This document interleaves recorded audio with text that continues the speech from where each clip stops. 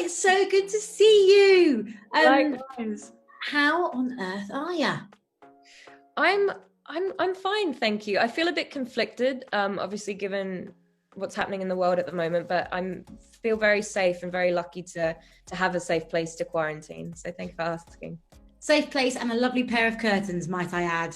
Thank you very much. So from 13 Reasons Why, Knives Out, now to Cursed, are you just ticking off the Netflix heavyweights? I mean, it could seem so. No, I mean, it's so amazing to have such a great connection to Netflix as a streaming service, but also as a studio. And obviously my first job was with them.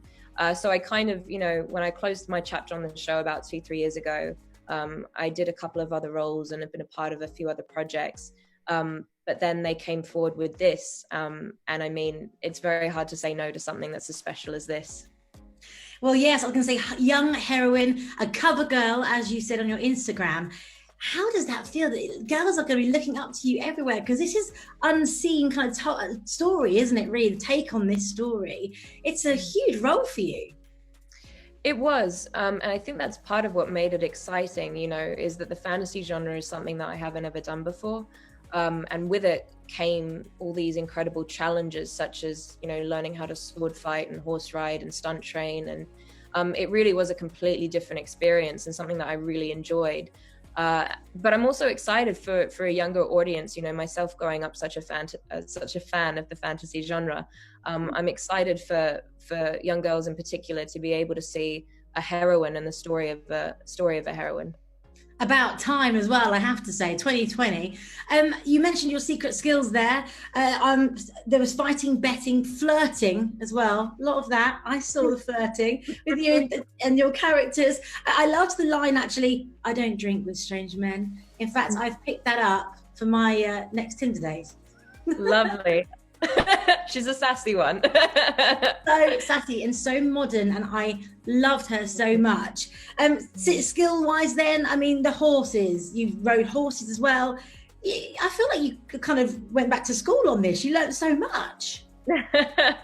I mean, I love to learn, and although I feel like I didn't necessarily go back to school, it definitely fulfilled a very childlike kind of quality, being able to go to work and step into this powerful girl's shoes or woman's shoes and to play around with swords and horse ride. It really was a bit of a dream.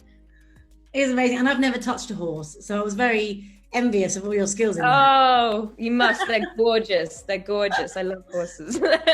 And your English accent, from a Brit, I have to say, it was amazing. Is there anything that you did to kind of get you in that role? Did you listen to lots of Cockney rhyming slang? Did you talk to Daniel about it?